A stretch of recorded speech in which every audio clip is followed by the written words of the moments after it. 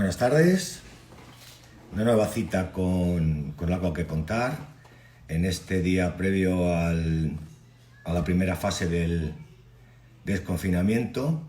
Bueno, estamos esperando a mi invitado de hoy, que es un tipo súper interesante, lo vais a poder ver a lo largo de la charla. Y estaba pensando hoy que mañana, que podemos empezar ya a salir en unas horas muy determinadas, bueno, pues eh, vamos a darnos un pequeño alivio, ¿no?, a esta vida tan intensa que estamos viviendo, ¿no? Hoy tenemos como invitado a José Alberto Negri. Yo le voy a llamar Otis, porque así es como le conocen sus amigos. Y es un apodo que viene por parte de su padre, que fue inspector jefe de la policía hasta hace unos años, que se jubiló, un destacado miembro policial de este país en Madrid, con un buen historial, con una gran reputación, y que ha seguido los pasos de su padre, ¿no? José Alberto, su padre se llamaba Pedro. Él es José Alberto, le vamos a llamar Otis desde aquí en cuanto conecte, que todavía no lo ha hecho. Es abogado, es funcionario del Cuerpo Nacional de Policía y ha vivido pues etapas muy importantes, ¿no? Como haber estado en el País Vasco en una época bastante fastidiada, porque fue la que fue la penúltima tregua que se rompió con el atentado del AT4 de Barajas. Su padre fue el inspector jefe que instruyó el primer caso confirmado, creo que primer caso y único confirmado, de un hecho paranormal en España, del cual se hicieron eco muchísimos programas y también muchísimos gente que estudia estos casos paranormales, y luego fue un caso que tuvo mucha repercusión mediática hasta el punto de que se llegó a hacer una película, que hoy me comentaba mi hijo en la comida, que ha sido la película que más miedo le ha dado de todas las que ha visto. Otis también nos va a hablar de la situación actual de la policía, de cómo están capeando el problema de los medios para hacer frente a su labor diaria en esta época de pandemia.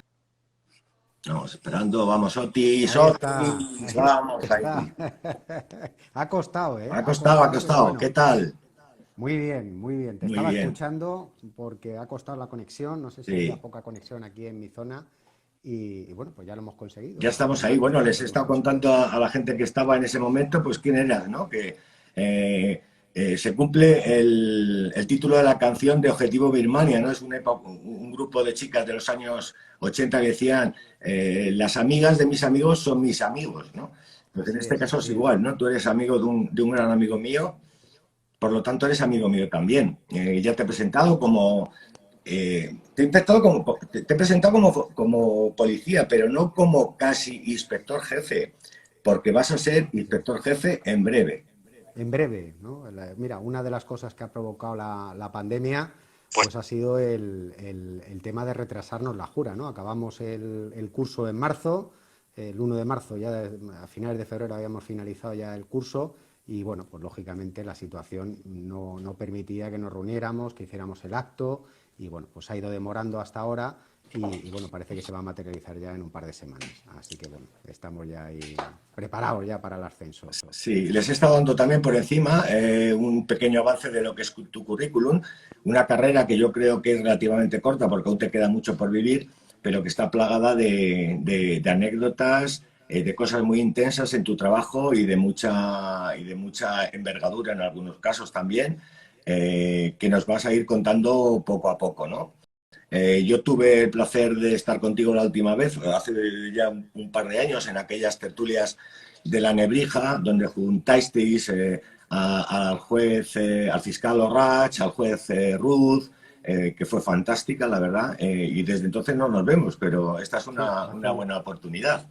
hace ya un par de años y bueno, pues ya sabes que nos conocemos de hace un montón de años, gracias Sí, a ese gran amigo y bueno, a este proyecto pues nos ha vuelto a unir, este gran proyecto que yo creo que tiene futuro, que es algo pues novedoso, algo que va a enganchar y que seguro que va a sí. funcionar seguro, seguro. He citado a tu padre porque tu padre fue protagonista en un caso curioso del cual hablaremos en un ratito.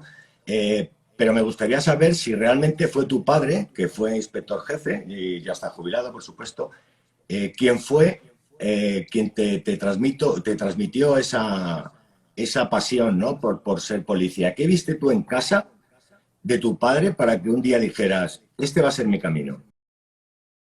Pues la verdad es que siempre me había atraído, ¿no?, la profesión de policía, en gran parte pues tener a mi padre, que es el referente y el que le he visto, el que ha ido pasando por un montón de destinos, porque hemos llevado una vida profesional un poco parecida, ¿no?, porque sí que hemos tenido pues, muchos cambios a lo largo de nuestra carrera profesional, somos inquietos y bueno, yo en mi caso, pues cuando llevo ya X tiempo, un par de años, 2, 3 años en un destino, pues y ya digamos que siempre estoy haciendo lo mismo o cosas muy parecidas, pues siempre me pide el cuerpo pues un cambio, ¿no? Y pues de ahí la cantidad de sitios que he estado. Mi padre, pues una trayectoria parecida, ¿no? Yo desde pequeño he visto los sitios por donde iba pasando y siempre me ha atraído, ¿no? Él nos contaba historias de lo que hacía, de su trabajo, lógicamente la parte bonita.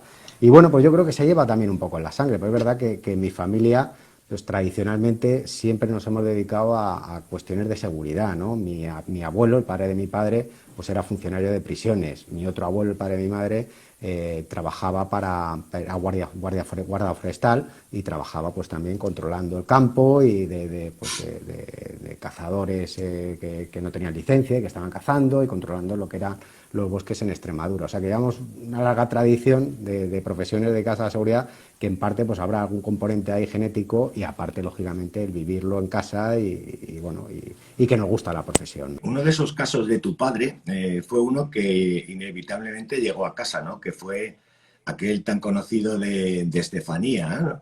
Del que Paco Plaza hizo una película que se tituló Verónica y que narraba con hechos muy ficcionados los hechos que acontecieron en el famoso poltergeist de Vallecas en 1991. Les he contado a los asistentes que teníamos que mi hijo durante la comida me ha dicho que ha sido la película que más miedo le ha dado y yo no la he visto, pero vamos, hay que decir que ganó un Goya al mejor sonido y estuvo nominada a los otros grandes premios grandes como a la mejor película, al mejor director, a la mejor actriz de revelación, guión y música originales. Cuéntanos cómo se llevó tu padre a casa ese caso, cómo lo vivió, el primero en España de un fenómeno, el primero y único, si no me equivoco, ya nos dirás, no me corregirás, de un fenómeno paranormal instruido por la policía. Pues mira, pues creo recordar que era el año 92, o sea que ya ha llovido desde entonces. Mi padre era jefe de seguridad ciudadana en Moratalaz, en la base que había de Moratalaz, y reciben una llamada por la noche, pues de una casa que llaman una familia obrera, una familia trabajadora del barrio de Vallecas, de Puente Vallecas, donde pues comunican que están viendo, que están padeciendo unos fenómenos pues extraños en casa, ¿no? Mandan a un vehículo radiopatrulla desde la sala del 091, ese vehículo pide colaboración de otro vehículo más, allí se juntan 4 policías, ¿no? Total, que viendo la situación, esos policías deciden solicitar en sala, porque ahí no había móviles, había pues equipos de transmisión, no existía todavía el móvil, no estaba instaurado a nivel generalizado, y solicitan que vaya allí el jefe, ¿no? Comunican con mi padre se acerca hasta el domicilio y lo que se encuentra allí pues es una familia, como te digo, una familia pues humilde, una familia. Hay que tener en cuenta, hay que situarnos en la época, ¿no? Es una época en la que pues, no había estos frikis que salen en televisión o que se intentan ganar la vida pues, con historias, con cosas extrañas, ¿no? Allí lo primero que les sorprende, bueno, además de esta circunstancia que te comento, que estaba claro que ese no era el motivo del que pudieran estar disimulando una situación que no era real, lo primero que les sorprende es que están todos asustados, ¿no? Y él, con su olfato policial, lo que ve es que no estaban disimulando, es decir, que ellos creían realmente lo que estaban manifestando en las llamadas al 091 y lo que le transmiten en el momento de llegar allí a todos los compañeros que estaban allí, ¿no? Eso fue lo primero que le llamó la atención, ver el miedo en los ojos, sobre todo de los niños pequeños. No recuerdo el número de familia. Eran 6 hermanos, seis hermanos y la niña fallecida. Sí, eran una familia numerosa y lo primero que le llamó la atención es, en un primer momento, pues eso, que creían que les estaba pasando algo y que tenían miedo, ¿no? Ten en cuenta el padre un albañil, obrero, y la madre una limpiadora, y que lógicamente pues no cabe en cabeza humana que puedan transmitir ese miedo a los hijos, ¿no? Pero bueno, en cualquier caso, pues, queda la duda de que, bueno, que pudiera ser así, ¿no? Que por circunstancias pudieran estar pues engañando a los niños y haciéndoles sentir ese miedo, ese pánico, ¿no? Total, que suben al domicilio, allí, pues por abreviar un poco, ¿no? Porque pasaron varias cosas, ¿no? Desde oír ruidos, que bueno, eso pues puede tener una explicación, ¿no? Ruido, caídas de enseres, era la 1 o las 2 de la mañana, salieron a la ventana, no vieron nada, vieron, pues sintieron al entrar en determinados sitios de la casa, pues además generalizado entre todos los compañeros que andaban allí, una sensación extraña, ¿no? Como de ponerle los vellos de punta. Bueno, todo esto podía estar provocado por la sugestión propia de lo que estaban viviendo allí, ¿no? El caso es que la situación provocó, no sé si llamar miedo, canguelo, no sé cómo llamarlo, pero de 4 de los 6 policías que había allí, incluido el compañero de mi padre, el conductor de mi padre, pues pidieron que allí no podían hacer nada y que sí se podían marchar. Y quedaron mi padre y otro policía allí, ¿no? Se sentaron en el salón y allí, es de todo lo que veo, lo que no puede justificar ni dar una respuesta desde el punto de vista de algo normal, ¿no? Digamos, lo que sí que vio a nivel paranormal fue que sentado en el salón hablando con la familia, pues abrió de forma violenta un mueble que había, la puerta de un mueble en el salón, ¿no? Al lado de la televisión. No había corriente, estaba encerrado todo, y bueno, allí comprobó que no había ningún tipo de dispositivo. Y vamos, lo que dijo él, eso lo vi, o sea, y eso no lo tocó nadie, eso no había ningún dispositivo, nadie tiró de una cuerda, nadie movió eso, y eso se movió solo, ¿no? Imagino que sería a inspeccionar Claro. Se levantó, ya te digo, que vio allí que aquello no había sido tocado por nadie, ni nadie había provocado que esa puerta se abriera, ¿no? Comprobó que el mueble, pues no había un doble fondo, que pudiera haber alguien por otra habitación que hubiera provocado eso. Ten en cuenta que en el año 92 podía haber algún tipo de dispositivo, pero no al alcance, lógicamente, de una familia pues de ese tipo, ¿no? Total, que eso fue lo que plasmó en un documento, en una minuta, en un escrito, dando cuenta del servicio que había prestado allí. Y ese es el único documento, la única constancia documental en España de un posible fenómeno paranormal, ¿no? Cuando hablas con él le dices, pero eran fantasmas, dice, hijo, no lo sé. Lo que sí que sé es que eso, yo no sé si provocado por la mente, si provocado por un fantasma, no lo sé. Pero lo que sí que sé es que eso no tenía una explicación normal. Y eso es lo que plasmó en el documento y que ha tenido tanta trascendencia pues a nivel policial, porque es el único documento donde consta pues que un policía, pues yo creo que de forma valiente reflejara lo que había vivido allí, ¿no? Tema estrella de algunos programas de la época, como fue aquel Código 1 de Arturo Pérez Reverte, en el que metía un poco de todo, de acción, de tal, de narcotráfico, tal. Estuvo también, creo que Jiménez del Oso, aquel psicólogo que también se dedicaba a cosas paranormales, estuvo detrás. El famoso Tristan Baker, que creo que fue uno de los frikis que posteriormente lanzó al estrellato nuestro compañero Javier Cárdenas, e incluso Iker Jiménez, ¿no? Que hace no mucho... ha salido en varias ocasiones en el programa. Sí. Hace no mucho incluso fue con tu padre a la casa, ¿no? A grabar un programa. A revivir todo, a revivir. Y a ir contando un poco lo que... Bueno, han pasado muchos años, pero bueno, que él recordaba bien pues todo. En esa casa ya, pues claro, con hay otras personas allí viviendo, había muebles distintos y demás, pero sí que recordaba las estancias y se acordaba perfectamente, lógicamente, por el impacto que le supuso el vivir aquello, ¿no? Hay que decir, bueno, lo que has contado tú fue lo que vivió tu padre, eso no se lo quita a nadie. Luego, hace un par de años, aparecieron unas informaciones en las cuales, bueno, los 2 de los 6 hijos pues anunciaron que habían estado muy presionados mediáticamente en aquel momento, que había mucha gente metiéndose, muchas televisiones, falta de intimidad, e incluso la madre, que estaba quizá un poco trastornada, que tomaba unas pastillas bastante potentes para la epilepsia que sufría, pues quizá le hacían acentuar todas esas cosas. El caso es que ellos más o menos fueron justificando de alguna forma, muy vagamente, alguna de las cosas que pasó, de las cosas que pasaron, y bueno, la verdad es que ha quedado la cosa ahí como un poco misteriosa. Son el testimonio que nos das es el que vivió tu padre, es una parte... Él desconoce cosas, bueno, luego se enteró de cosas por la televisión, ha ido eso pues evolucionando, y él solo puede hablar del día ese que fue. Y el día que fue, lo que está claro es lo que vio, ¿no? Y lo que vio es que todos los que había allí se lo creían, lógicamente a los niños se les puede manipular. Él le dio la sensación de que esa familia pues no estaba manipulando a los niños, sino que se lo creían también, lo que estaban allí viendo. Y lo que está claro es lo que vio, ¿no? Aparte de esos ruidos en el exterior, que podían estar provocados y podían tener alguna explicación, ¿no?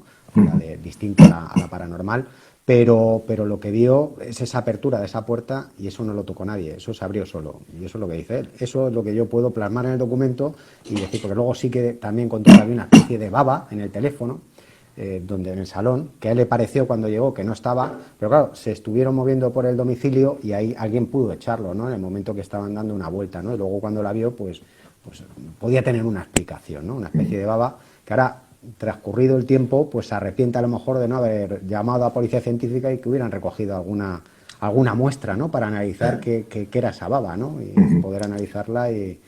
Bueno, damos un pequeño paso en tu carrera y sales de la Academia de Policía, empiezas a patear las calles y a verte las caras con delincuentes de poca, mucha, regular, monta.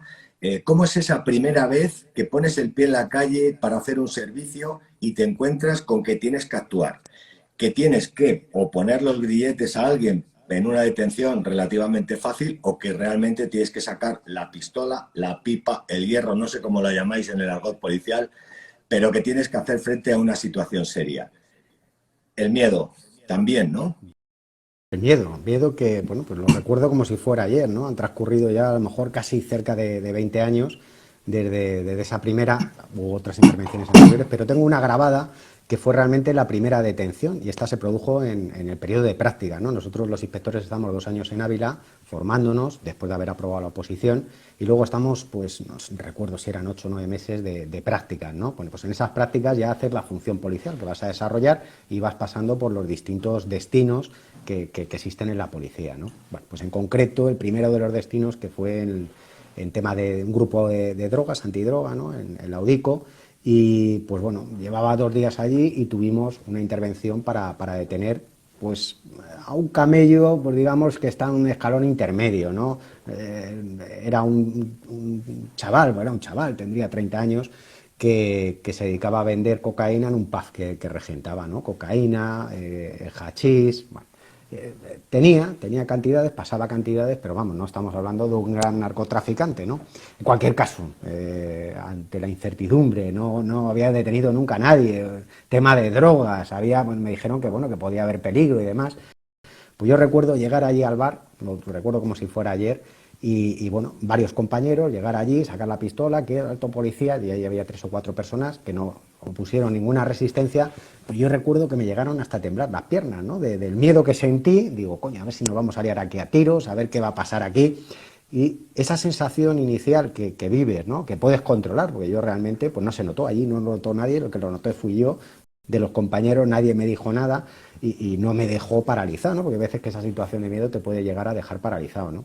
Pues con el paso del tiempo, esa situación de miedo inicial ante esa situación estresante, pues digamos con la experiencia se va adaptando, sigue existiendo, ¿no? Esa situación de estrés, ¿no? Pero pasa de convertirse en una situación, quieras o no, que a lo mejor no puedes controlar al 100%, a una situación placentera, ¿no? Que al final te pide el cuerpo buscar esa situación de estrés, ir a detener, pues luego en la época que estaban homicidios, o en la época de información, algún terrorista, gente mucho más peligrosa, lógicamente, y realmente levantarte por la mañana, a las 5 de la mañana, cuando tenías que ir a hacer la detención, y sentir pues esa sensación placentera que culminaba con el momento de la detención, ¿no? Y que te mantenía, lógicamente, muy despierto, yo creo que te mantenía los 5 sentidos a flor de piel y que te resultaba, ya te digo, placentera, que es lo que no sé, que yo me imagino que esto ocurre en cualquier profesión. Circunstancias que digamos que yo creo que a cualquier ser humano en cualquier profesión pues le cuesta, ¿no? Y te ponía yo el ejemplo ahora que estoy dando clases en Academia de Preparación, llevo ya varios años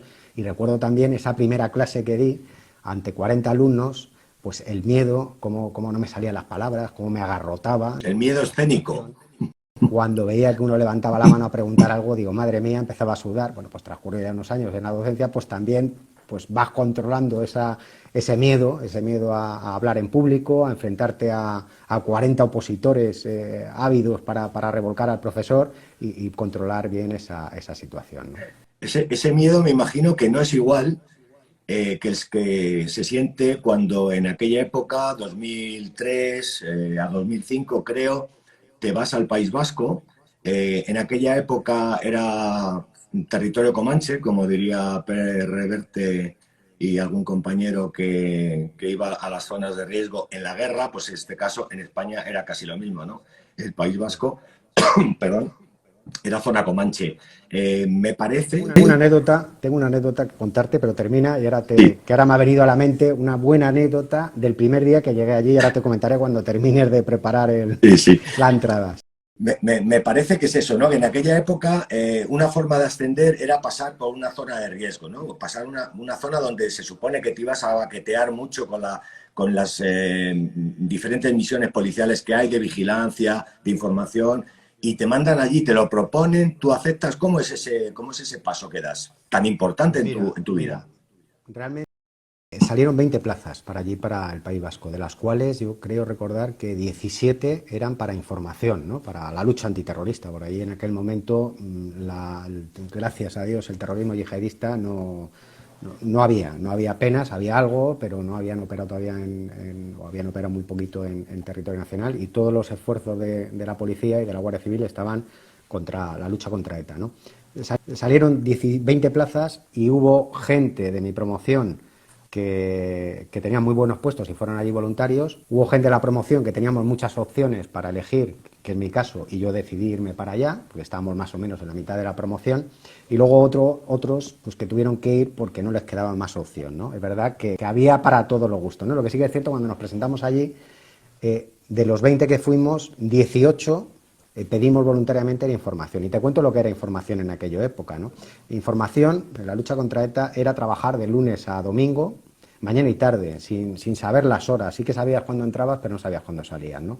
Trabajábamos, los inspectores trabajábamos allí mañana y tarde. Te ibas a comer a casa, si podías irte a comer a casa. Si no te pillaba por ahí trabajando y tenías que comerte un bocadillo, un sándwich o nada, y trabajar de lunes a domingo en ese ritmo, ¿no? Un ritmo, sobre todo los fines de semana, que era cuando más posibilidades había de que esta gente se moviera, ¿no? Trabajamos una semana, la siguiente semana era lo mismo, la misma cadencia, de lunes a domingo, y la siguiente semana, que era la tercera, trabajábamos de lunes a jueves, ¿vale? Jueves por la mañana. Y el jueves por la tarde nos dejaban irnos para volver el domingo. O sea, esa era, digamos, la cadencia, siempre y cuando no hubiera pues algún servicio relevante, importante, que impidiera que liberáramos con esa cadencia. Aún así, te voy a insistir, de los 20 inspectores que fuimos para ahí, inspectores e inspectoras, 18 pedimos voluntariamente ir para allá. Solo había plaza para 17 y uno obligatoriamente lo tuvieron que mandar a otro destino dentro de Guipúzcoa, ¿no?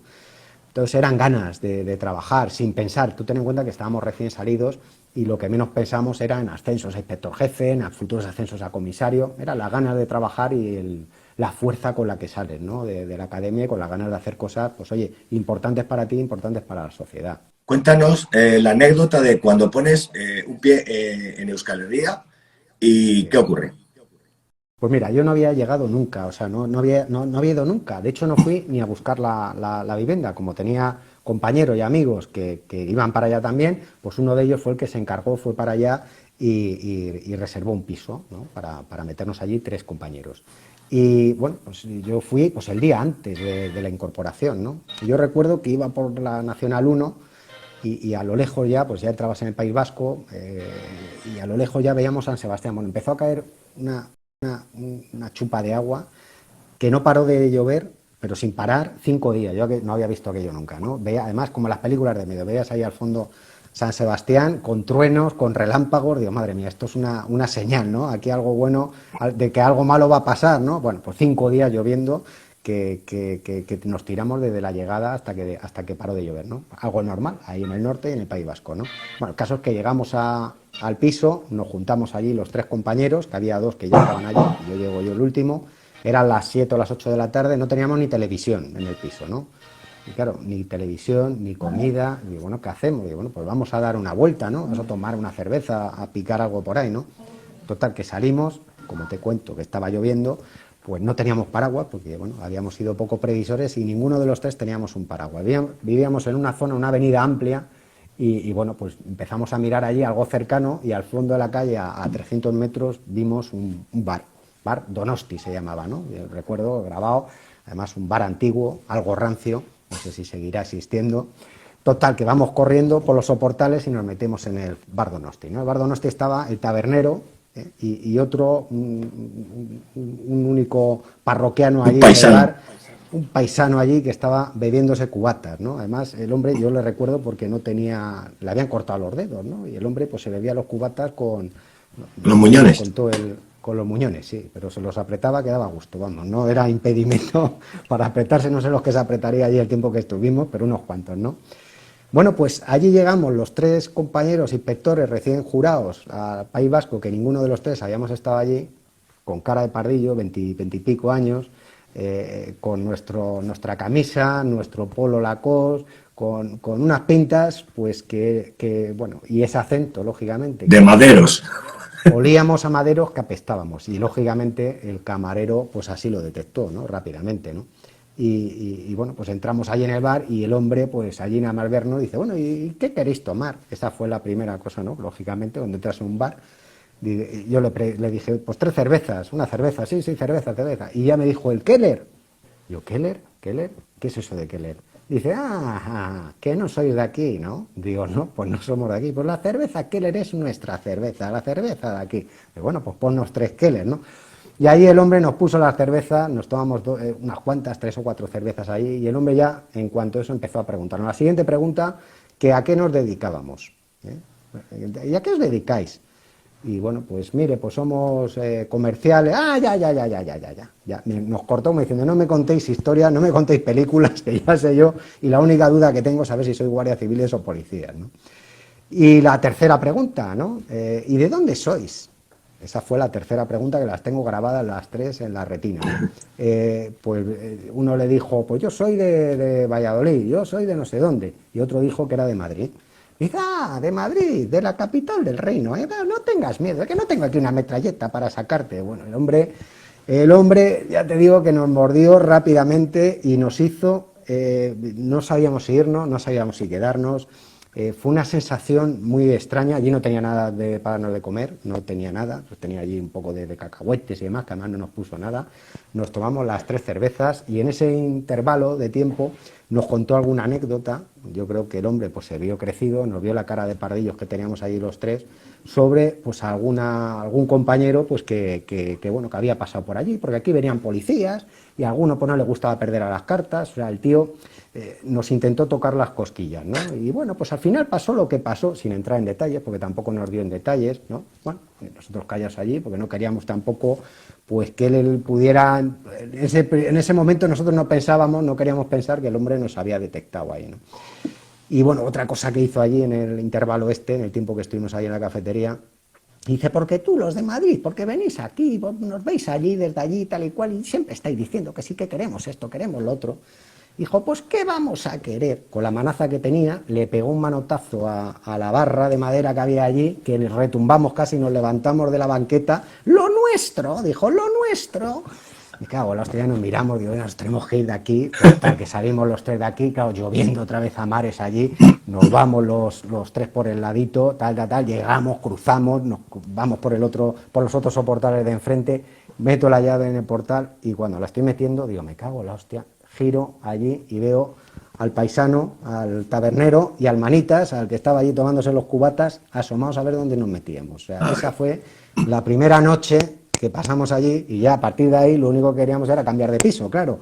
Pues decimos, este cabrón lo mismo coge, es malo, porque malo era, por lo menos era afín a la ideología independentista y por lo que nos dijo también, y lo que nos insinuó pues era más acerca de la vertiente Abertzale, ¿no? Por lo que nos dijo, porque aquí está el PNV sí, pero son de derechas, como diciendo que no eran buenos porque eran de derechas y bueno, pues lo que defendía era la izquierda radical, ¿no? Pero bueno, en esos 2 años que vivimos allí, a mí lo que sí que me sorprendió en el trato con la gente, sobre todo con los detenidos, con la gente del mundo de ETA, pues es que ellos, a diferencia de lo que nosotros podemos llegar a pensar, ellos piensan que son buenos, o sea, y piensan que los malos y los asesinos eran la policía, ¿no? Les tienen comida a la cabeza hasta ese punto Y era, gracias a Dios, pues ya ha ido evolucionando esto y ya prácticamente, bueno, han dejado las armas, como todos sabemos, Sí. y bueno, Tú, no, cuando estuviste allí, ¿necesitabas seguir un ritual cada día que no te podías saltar desde el momento en el que salías de tu casa o del cuartel hasta que volvías a llegar? ¿Cuál era ese ritual que no podías saltarte ningún día por tu allí seguridad? lo que intentamos es pasar desapercibidos y eso nos lo marca la pauta los compañeros más veteranos que estaban allí. Vestirnos como visten ellos, sobre todo de cara cuando hacíamos algún servicio, que era la mayoría de las veces fuera de lo que era San Sebastián, por los pueblos de alrededor, vestir como viste la gente de la izquierda radical y intentar pasar lo más desapercibidos posibles. Esto es, abrir la boca lo menos posible porque rápidamente cuando abrías la boca pues podían detectar que no eras de la zona, ¿no? En lo que respecta a la vida cotidiana, pues teníamos un margen para no entrar siempre a la misma hora, recorridos distintos y sobre todo lo que nos marcaban los compañeros más veteranos, que al final pues morían compañeros que no tomaban medidas de precaución. Mi- Mirar debajo del coche era importante todos los Mirar días. debajo del coche. Nosotros íbamos andando porque estábamos, el piso lo cogimos cerca de donde trabajábamos, pero en cualquier caso, mirar para atrás de vez en cuando.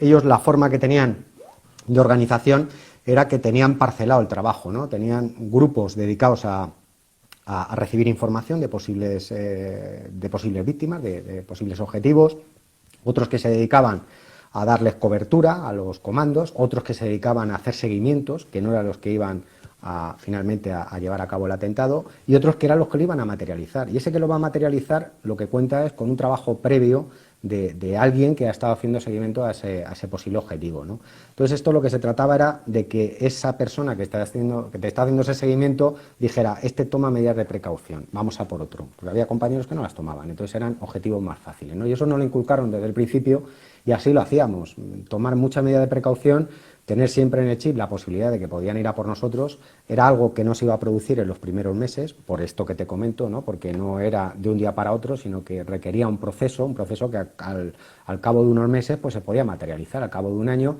pues podía haber llegado ya a los jefes, a los que estaban en Francia, esa información y podía trasladársela a un grupo operativo, a un TALDE, a un comando legal o un liberado para que llevaran a cabo la acción, ¿no? Entonces, bueno, pues Durante era aquella ir época, siempre con ese chip en la cabeza, incluso cuando nos trasladamos fuera de Madrid, pues no rompías esa rutina, ¿no? La llegabas a interiorizar y era una rutina con ese tipo de medidas, pues entrabas en un bar, te ibas a la parte del final, te ponías siempre de cara a la puerta, mirando a quién entrara, mirándole fijamente, pues bueno, que vieran que estabas pendiente y lógicamente, como dices antes, con el hierro siempre encima, ¿no? El hierro, la pistola, que además, pues allí también los veteranos nos decían que no la lleváramos en el sitio habitual, sino que nos la metiéramos pues en la parte, digamos, en la parte central, ¿no? Para evitar, muchas veces, pues si estabas en un bar y tenían dudas, pues te podían llegar a tocar o intentar palparte la pistola. Si la llevabas metida pues en tus partes, básicamente, ¿no? Metida bien dentro ahí, pues no había forma de que te la tocaran, ¿no?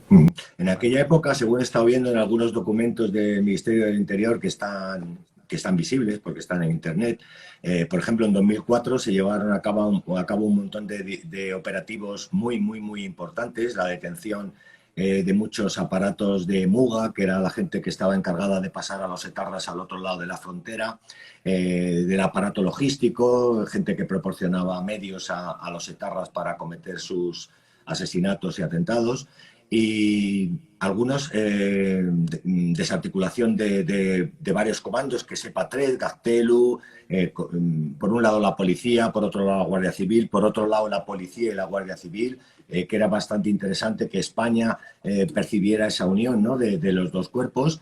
Y la verdad es que fue una época muy fructífera. Me he quedado con uno que me ha impresionado mucho porque podía haber sido un resultado bastante aterrador, que fue la frustración de un atentado que se iba a celebrar en Madrid en 2004, creo, de un agente que iba a trasladar dos bombas con 25 kilos de titadine, creo, para hacerlas estallar en una estación de Madrid que podía haber sido Atocha, Chamartín, y aquello fue la bomba informativa, porque la verdad es que podían habernos hecho el horror más Mira, fue, indescriptible. Eso fue concretamente el día de Nochebuena del año 2003. Llevábamos muy poco tiempo allí, llevábamos unos meses allí y bueno, pues se desarticuló, ¿no? Desde allí, desde los grupos, el grupo de información, los grupos de información que había allí en País Vasco, pues fue un tema que se llevó allí, en Guipúzcoa, y se pudo desmantelar pues ese operativo que podía haber costado la vida pues a cerca de 200 personas que viajaban en el tren. Ya era una fecha clave, ¿no? Donde pues muchas familias se movían para pasar juntos esa Nochebuena,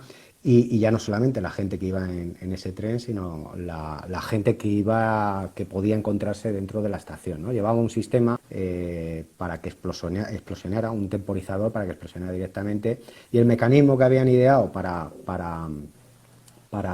advertir a la gente de que había una bomba, pues era un dispositivo con un Wallman dirigido a unos altavoces, con una apertura hacia los altavoces, con el Wallman puesto a todo volumen, que lógicamente un informe pericial determinó que en el momento de entrar en la estación no hubiera funcionado, porque se hubieran agotado las pilas y que no hubieran podido avisar correctamente, ¿no? Desconocemos si hubieran podido o no hubieran podido llamar finalmente para avisar, que lógicamente, y era práctica habitual de ETA el avisar con carácter previo a que explosionara la bomba. En algunas ocasiones no lo hicieron, pero en la mayoría de ellas sí. Pero lo que está claro es que podía haber provocado la muerte de muchísima gente, o incluso de los artificieros, de los compañeros del TEDx, a la hora de tener que pues, sacar esas bombas en el momento previo a que pudieran haber explosionado.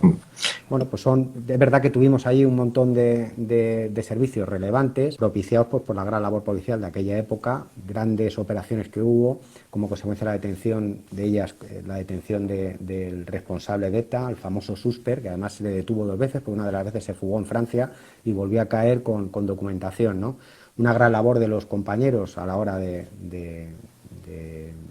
porque venía todo encriptado, de desencriptar esa información que se le pilló en su poder, y gracias a eso, pues yo creo que se fue la época donde más daño se le hizo a ETA a nivel policial, ¿no? Y bueno, pues viví aquella época y la verdad es que pues ese orgullo que llevas dentro, y de haber pues hecho esa labor y de haber ayudado y de haber vivido sobre todo, pues, y haber podido pues salvar alguna vida que otra, todos los compañeros que estuvimos allí, esa labor, ya te digo, que no tenías vida, porque estabas todo el día trabajando, pero era para una buena causa y bueno, y lo hacíamos todo gustosamente, ¿no? Se anuncia el final de la lucha armada de la banda terrorista, y nos encontramos el 11 de marzo, día de mi cumpleaños, de 2011, con un nuevo terrorismo que no nos pilla en bragas, porque seguro que ya había información, se estaba trabajando en ello, pero que obliga a recomponer toda una estrategia antiterrorista en nuestro país, que por lo que sea, bueno, porque éramos un reino del califato, según decía ISIS, pues se intentan cebar con nuestro país, ¿no? Fue el 11 de marzo del 2004, ¿no? Fueron meses después de esto que te comento, del tren de Chamartín, del intento de atentado de ETA, ¿no? Bueno, pues a partir de eso marcó un antes y un después en lo que es la lucha policial en la Brigada de Información, en la Comisaría General de Información, y tanto para nosotros como para la Guardia Civil, ¿no? Nos enfrentamos a partir de ese momento, que es cuando ya, digamos, salieron del agujero y cometieron ese primer gran atentado en territorio nacional, pues ante un terrorismo completamente distinto al que nos veníamos enfrentando, ¿no? Tú ten en cuenta que ETA lo que no querían era que se les detuviera, ¿eh? Lo que querían era cometer el atentado, marchar, volver a cometer el atentado, marchar, y lógicamente lo último que querían era que se les detuviera, y lo menos que querían era que como consecuencia de esa detención pudieran hasta morir, ¿no? Y aquí nos enfrentamos con algo completamente distinto, que esta gente, pues esa ideología que le han metido, ese radicalismo que tienen dentro, esa comedura de cabeza, lo que hace es que busquen la muerte como consecuencia de esa acción terrorista, ¿no? Esto lo que implica es mucha mayor complejidad, ¿no? Y además, aparte de esto, que no les importa morir, y que además ellos consideran que muriendo en un atentado de este tipo van a ir al cielo con no sé cuántas vírgenes y demás, la estructura, ¿no? ETA, como te he dicho, era una estructura organizada que digamos que podíamos llevar a cabo una investigación, digamos, organizada si teníamos pues la infraestructura, los medios y demás, y podíamos llegar a desmantelarla. Y aquí lo que tenemos es una estructura central en países distintos a España, y luego células que se autorradicalizan como consecuencia de determinados vídeos, de determinada propaganda que están haciendo pues, desde otros países, determinadas personas, con determinados... Bueno, esto podríamos tener una charla de muchas horas, ¿no? Pero en cualquier caso, la complejidad es que se produce ese radicalismo, que se puede radicalizar un grupo como el caso del atentado en Cataluña, en Barcelona, por un imán, el imán de Ripoll, que puede pues convencer a determinadas personas para que lleven a cabo el atentado, o se puede radicalizar una única persona como consecuencia del acceso a todos estos vídeos, a toda esta propaganda a través de Internet, ¿no? El trabajo completamente distinto, y hubo que reestructurar todos los servicios de información para dar respuesta pues, a este nuevo peligro, a este gran peligro que conlleva el terrorismo islamista, y bueno, con muy buenos resultados. Ahí sí que te quería comentar una cosa importante, ¿no? Que a diferencia de la época de ETA, que siempre que se hacía una operación, pues se trasladaba a los medios de comunicación, en muchas ocasiones los compañeros que actualmente prestan servicio en los grupos de información creen más positivo no trasladar determinadas informaciones. Es decir, aunque parezca que no están haciendo y están desarticulando, y lo que no quieren muchas veces es dar bombo a esta problemática, y yo creo que con buen criterio, ¿no? Y entonces muchas veces nos llega a través de los medios de comunicación determinadas operaciones, pero otras muchas no llegan a pesar de haberse hecho, ¿vale? Para evitar alarma social y sobre todo para evitar darles pues esa publicidad que buscan pues a través de estas acciones o de estos intentos, que muchas veces y en la gran mayoría de las ocasiones están frustrados por la gran labor de los compañeros que se dejan la piel en estas unidades de información. Bueno, nos encaminamos hacia los aplausos a nuestros sanitarios y a vosotros, y entonces vamos a pasar rápido a la actualidad.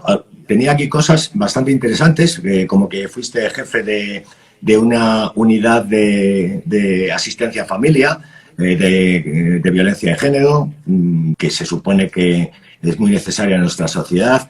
Tenemos el bulo ese de las denuncias falsas, que dice que cierta parte de la política de este país dice que son grandísimas, ¿no?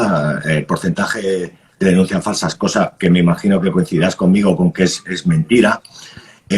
Lo vamos a dejar por ahí, nada más, y vamos a ir a la actualidad. Estamos en la pandemia. Se está generando cierta animadversión contra la policía, por lo que se dice que es abuso de poder. Tenemos que tener muchas cosas en cuenta, y es empezar con la falta de medios que tiene. Tú estás ahora en el sindicato CEP, que es la Confederación Española de la Policía, uno de los sindicatos mayoritarios de la policía, y estás velando porque el desempeño de la función de policía para la gente que lo hace sea lo mejor posible. ¿En qué se basa tu lucha en esta época para que todo eso se solucione de alguna forma rápidamente? Luchando para que los compañeros cuenten con los equipos de protección individual necesarios para prestar su labor, y para evitar, lógicamente, que puedan contraer la enfermedad y que, lógicamente, pues cause un perjuicio en su salud e incluso en la de sus familias, ¿no? Problema, pues que ha habido un desabastecimiento generalizado que han vivido en primera línea los propios sanitarios, ¿no? Que, como hemos visto en los medios de comunicación, que no contaban ni siquiera los sanitarios, que eso sí que seguro están tratando y están enfrentándose con la enfermedad en primera línea, no contaban con los medios de protección individual necesarios para evitar contagiarse, ¿no? Ahí están las cifras y ahí está el número de contagiados sanitarios, ¿no? Pues, lógicamente, no tienen los sanitarios, pues la policía, pues digamos que en esa segunda línea tampoco lo tenían, ¿no? Hemos estado exigiendo a la Dirección General que se dote de ese material, y bueno, pues ha sido paulatinamente cubierto, ya te digo, al principio, pues buscándonos la vida, porque los compañeros han tenido que buscar la vida, pues mucha solidaridad por parte de la ciudadanía, gente que ha hecho donaciones, y así hemos andado buscándonos la vida, pagándonos el material, buscando material como podíamos, y la Administración, la Dirección General, pues dándonos lo que tenían en ese momento a su alcance, ¿no? Sí que nos han transmitido desde el principio, intentaron, el director adjunto operativo lo dijo en una de las conferencias que dio con relación al equipo de crisis, pues que desde un mes antes incluso, desde que saltara el estado de alarma, pues ya habían solicitado la compra de material y no había podido materializarse, ¿no? Entonces, bueno, pues llega un momento que, claro, ahora en el estado en que estamos hay que luchar, hay que remar todos a una, y luego, oye, pues ya veremos, y si hay que exigir responsabilidad la exigiremos. No es el momento, considero que no es el momento de exigirla, es el momento de pedir material, y que ese material sea como está llegando en estos últimos días, que sea el material necesario para que los compañeros puedan prestar el servicio sin enfermar, y es lo que estamos luchando y estamos en ello, ¿no? Ya te digo, sin dejar a un lado esa otra posibilidad, que es reclamar lo que haya que reclamar en el futuro si consideramos que hay pues responsabilidad por parte de alguien dentro del gobierno, dentro de la policía o dentro de donde sea, ¿no? Lo que sí está claro, que ha habido un desabastecimiento generalizado y que lógicamente pues nos ha afectado a nosotros igual que a los sanitarios, ¿no? Igual que a otros gremios que tienen que estar allí, que han tenido que trabajar y siguen trabajando durante el estado de alarma, pero bueno, que nosotros vamos a seguir luchando y vamos a seguir pidiendo, ¿no? Me gustaría que explicaras un poco a la gente cuál es el proceso que la policía está siguiendo a la hora de que la población cumplamos las normas que en realidad son las que ha decretado el gobierno, que tendríamos que cumplir sí o sí. No es tan fácil como te pongo una multa y te jodes y te vas a casa bastante cabreado, ¿no? Hay más. Pues mira, te explico un poco y además de forma muy rápida, porque sí que quería comentar varias cosas, ¿no?, que yo considero importantes, ¿no? La primera, pues toda esta intervención que han tenido los compañeros, ¿no?, el director adjunto operativo, el general de la Guardia Civil, pues yo transmitir que no son políticos, que son policías y que, bueno, pues que a lo mejor no son los que van a transmitir mejor todos estos datos y todos esos datos. Y bueno, ya sabes que no voy a entrar en detalles, pero bueno, que ha habido ciertas polémicas con respecto a algunas de las cosas que han dicho. Son buenos policías, por lo menos yo te hablo del que tenemos nosotros, el director adjunto operativo, y es uno de los mejores que hemos tenido en las últimas épocas. Me dices que salir a transmitir todos estos datos, pues, bueno, pues seguramente pues hubiera hecho mejor labor pues el de prensa, que está acostumbrado y es el que tiene, o el político, que es el que está acostumbrado a lidiar, ¿no? Dicho esto, están saliendo un montón de vídeos de actuaciones nuestras, de policía local, bueno, pues esos vídeos muchas veces están cortados y únicamente ponen al policía sacudiendo, ¿no? Que la gente no crea pues todo lo que ve o todo lo que ve en ese momento, ¿no? Que están grabados desde una ventana de un vecino que no sabe qué ha pasado, sale, eso es. lo mete en Twitter y lo coge el telediario. En cualquier caso, y al hilo de lo que me preguntabas, y para tranquilizar a la gente, el Estado de Derecho no se ha suspendido. El que considere que hay una vulneración hacia su persona, que ha sido agredido injustamente, que ha sido detenido injustamente, está el juez al que puede acudir para reclamar pues la restauración de sus derechos, ¿no? Y en el caso de que haya habido una extralimitación por parte del policía, pues que sancione al policía a nivel penal como corresponda, ¿no? Que somos muchos, somos un colectivo muy grande y lógicamente hay veces, pues muy pocas, porque sí que te digo que son muy pocos los garbanzos negros que tenemos en la corporación y en el resto de policías, pero si existen, y existen, desgraciadamente existen, que son la mínima proporción, pues hay mecanismos, tanto internos dentro de la policía como a nivel judicial, para sacar esos garbanzos negros y bueno, pues y quitárnoslos de... Luego, en otras muchas ocasiones, pues lógicamente hay que poner, como te decía, en sintonía ese vídeo con el precedente que nos sale en el vídeo, ¿no? Y que lógicamente esa actuación estaría en la mayoría de los casos motivada y justificada con respecto a esos requisitos. Y con respecto a las sanciones, lo que hacemos es proponer para sanción. El hecho de que te propongan para sanción no implica que te vayan a sancionar. Esto lleva un procedimiento, un traslado a delegación de gobierno, que son los que tienen la potestad para sancionar, pero no van a sancionar de buenas a primeras, van a abrir un expediente, van a permitir que la persona se defienda, que mande las observaciones, las pruebas, lo que considere pertinente en su defensa y finalmente van a imponer la sanción. Y ellos son los que van a estimar qué tipo de sanción y además van a catalogar pues en esas franjas que hemos visto en televisión, corresponde en base a las circunstancias concretas en las que ha sido sancionado. Y a pesar de esto, todavía existe otra posibilidad, que es acudir a un juzgado, a un juez de lo contencioso administrativo, para que determine si te han sancionado bien o si por el contrario pues no correspondía que te impusieran esa sanción.